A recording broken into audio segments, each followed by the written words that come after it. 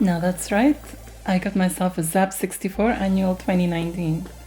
And I'm just quite... Yeah, I've never had a Zzap magazine before. Even back in the day, I mean, I knew of them, but I just never had them because, you know, I was more into the Amiga thing. So, you know, it's just, this is quite nice to receive this one. I'd like to have, you know, a couple of the original Zzap 64, the original ones in my collection just to see what they're like, as well as Crush. But yeah, I almost lost my chance at getting this. It was like it said they were finished, so it was just the last batch of them, and I just put my order in and you know, the moment I got the opportunity. So let's have a look what this is about. Nice little flick through. So the Commodore story. Now, shockingly, I have not seen this yet. I know, shame on me. I really have not seen this yet. I really must, because I have had this this Blu-ray. Ooh, uncut. I'm gonna get that instead, actually. I've had this in my Amazon wish list for like over a year now. So I'm gonna get myself, you know, this and watch it because I really want to now.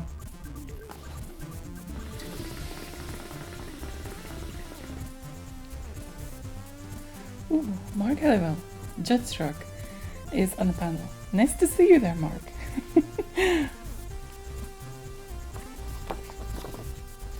Commando.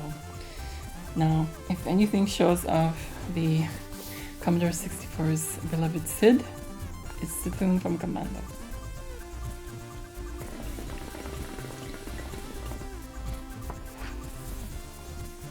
Planet Golf.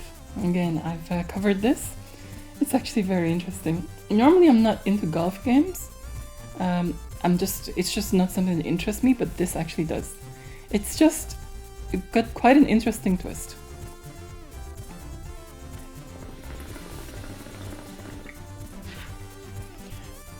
Barnsley Badger, Satronic 2016. Never actually seen this. Looks interesting.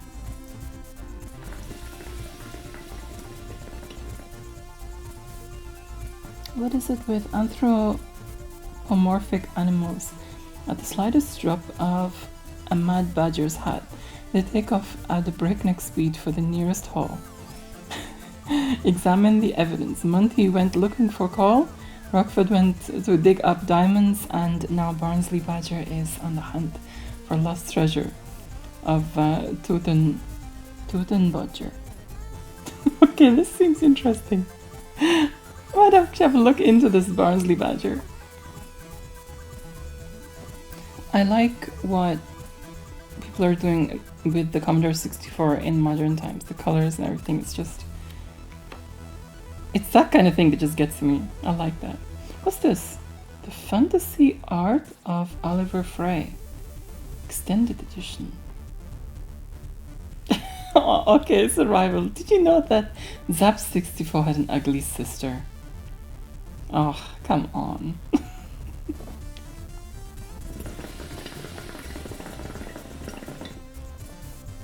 Well, I'm gonna get the ugly sister as well. So I'm looking through that. Sam's Journey makes me smile every time I see Sam's Journey. It's coming close to becoming one of my favorite games in Commodore 64. If you have not checked it out, you have to. You must. You're missing out on so much. Okay, this Retream. This, I mean, I know this is okay, what is this actually? MAH. It looks intriguing, but Retream is the. I've seen the Amiga game they're doing, Skill Grid, and that looks very appealing to me. You know, what is this anyway? I just recently saw this, well, not recently, I've been seeing it for a while, Skill Grid, but I recently saw the preview properly of it, and the new upcoming Amiga game, which I wanted.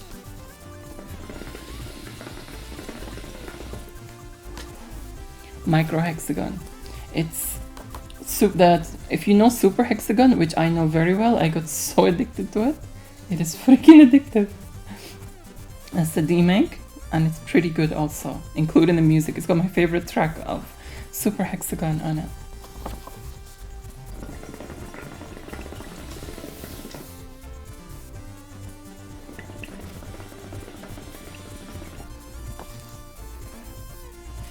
Wow, there's so many games. Actually, this is pretty good if you want to know about upcoming games.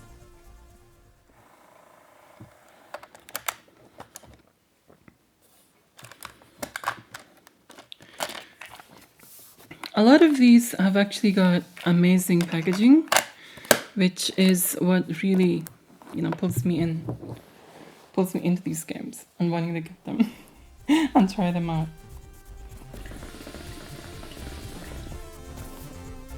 Berserk Rido. Berserk is interesting because it's like, that is, I mean, I know this from the Atari 2600, and it's kind of like I saw it as the Robotron of the 2600, kind of, and you know, it's kind of, I've never seen it on any other platform, so this is quite interesting. Nice.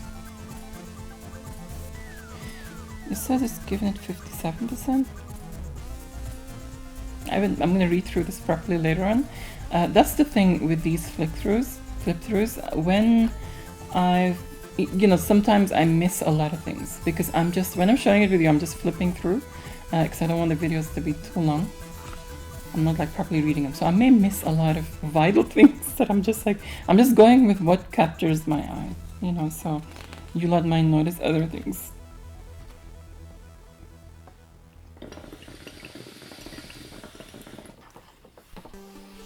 But after the video, what I tend to do is, demos. No, it's not, it's art galleries. See, that's the thing with me. I look at stuff and I assume it's one thing, but it's not, it's something else. But art gallery, C64 art. Beautiful, look at that. And this.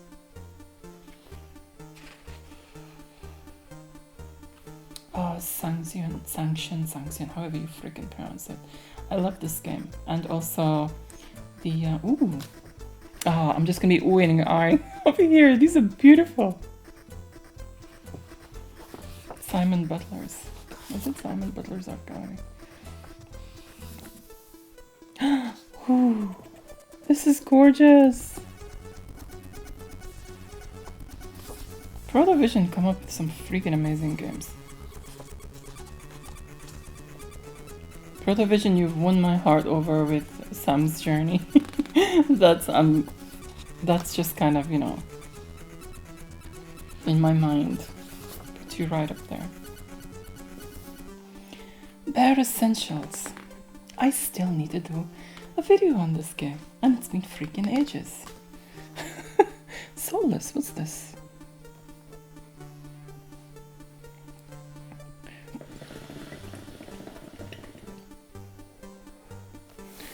Growing tired of war, powerful warrior king Ryzek looks to restore peace in the land. A move that goes down badly with those around him into cave war. Goodness, feels like me against the freaking world sometimes. In particular, the evil wizard who curses Ryzek, removing his soul and turning him into a beast.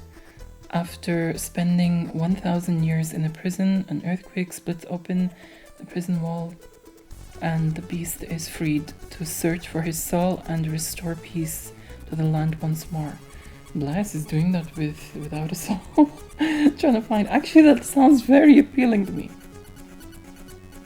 Soulless. Cytronic 2012. I'm gonna look into that.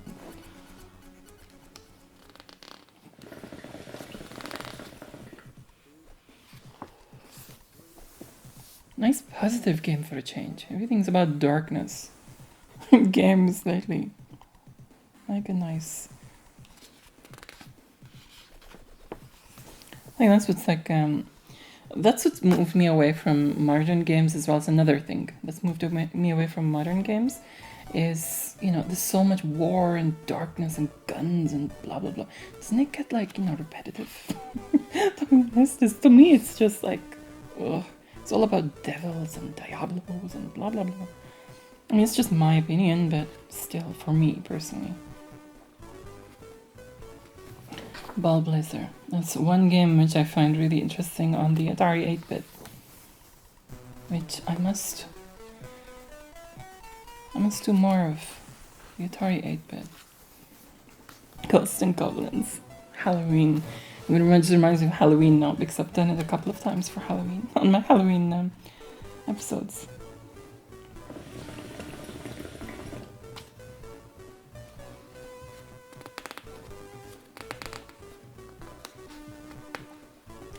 Sentinel is that game which I still need to do on the BBC Micro because I need to finish that off actually.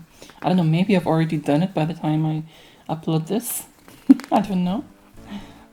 But it's interesting. I must admit, when I first saw it, I got a bit lost. I wasn't sure what I was supposed to do. Ooh, Sid's Top 10 Collection. This is a CD. Prince of Persia.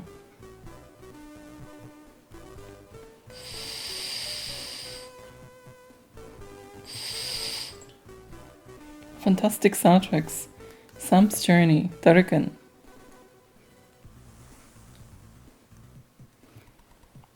And those of you who know my channel for a while, you know my Turrican tune conversion to Soundtracker. If you haven't, you gotta check it out.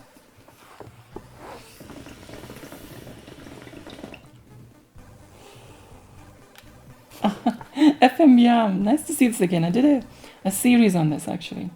Again, linked in the description below.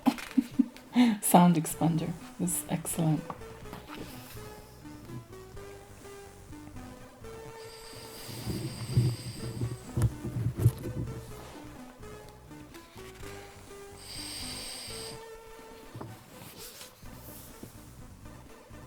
Cover tape crackers.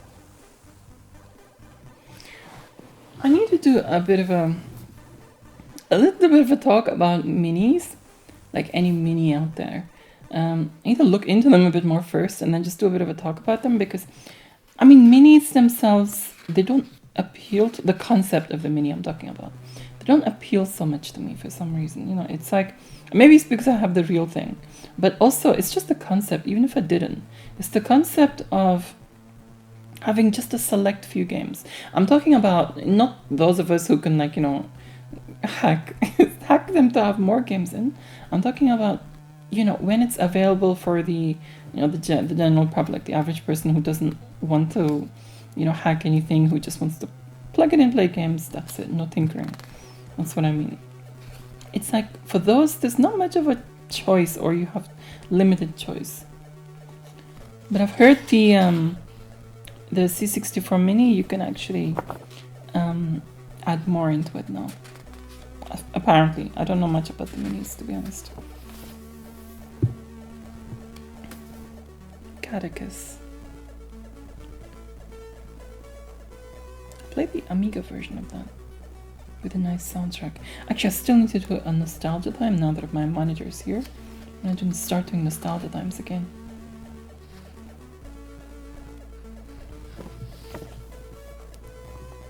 Paris the Stars? Commodore 64? I thought it was cancelled, or that unfortunate story I read about it. Although this was the third Bob and Bob adventure, Ocean billed it as Rainbow Islands 2 to capitalize on the success of its earlier conversion. And while the Umbrella antics lacked the sheer fun of the previous games, it was shaping up to be one of the most anticipated releases during the Commodore 64's twilight years. Then disaster struck. Okay. In issue 87, we reported that the programmer's house had been burgled and the development disks had been nicked. That wasn't exactly true, as it later transpired that the programmer was Colin Port, Operation Wolf Greiser, and his partner at the time had trashed his disks in a fit of pique. Either way, the game was gone, and the Ocean wasn't willing to allow Colin to start over. That sucks. He recalls that the conversion was shaping nicely, so this is definitely one of the most regrettable entries. Yeah, it's got a bit of a... I really wish Commodore 64 had a version. And... Duck Dodgers. And, you know, if... It's depressing hearing about that. If a husband of mine were to do this, I would have got rid of him freaking ages ago. Honestly, that's... To screw up your creativity is just... No. Not acceptable.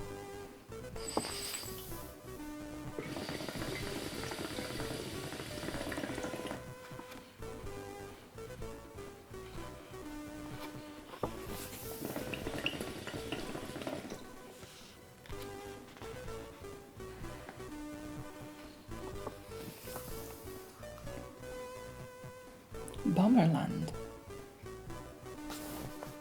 RGCD. What is this?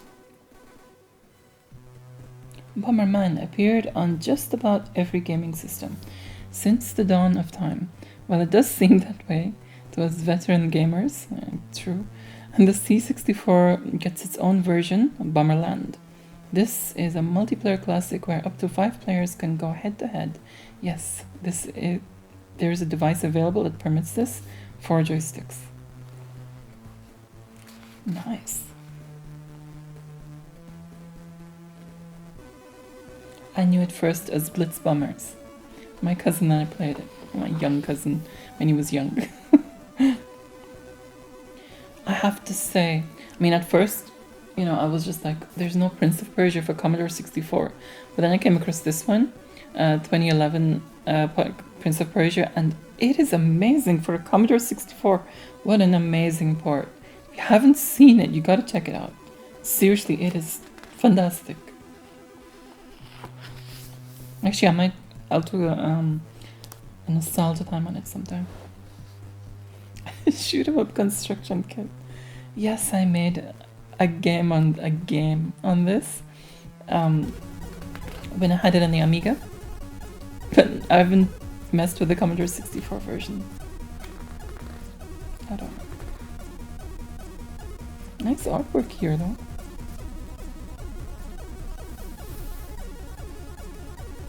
So all these are shoot 'em up construction kit games.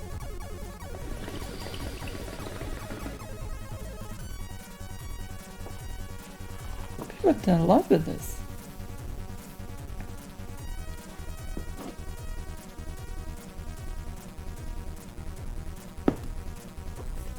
I got a Commodore 64. This 8-bit machine fired my interest in computers. At first, there were not many titles, so you've had to program yourself, reading the manuals. As a kid, I had read German and English, as there was no Dutch manuals or articles in the beginning. Is it easy for people who are Dutch to understand German when they read it? Are the languages that similar? Or mutually intelligible? I wonder. I also remember going to buy the Zzap 64 magazine at a local shop. The owner was amazed that a little kid like me was buying these English magazines. I want to thank Zzap 64 for their awesome 64 coverage during many years. I want to thank Raymond van Hoorn for having an Atari during our 8-bit era so we could enjoy both machines. Later on, we both got an Amiga. Oh. Interesting, because German and Dutch sound quite different to me. There's always that one page where you think there's 2 pages stuck together, but it's not. No, wait, it is 4? Yes, it is. They seem like 1 page.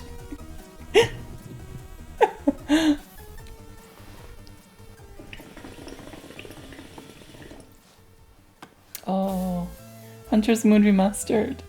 I did a gameplay of this because Thalamus Software kindly sent me a copy. Many thanks to that, I enjoyed this very much. Linked in the description, by the way. I'm really looking forward to Chaos Sphere in Valencia. I believe it will happen. I mean, the the creator is going through quite a tough time, and I really wish him well. His health comes first. Really wish him well, and that he pulls through. I'm sure he will.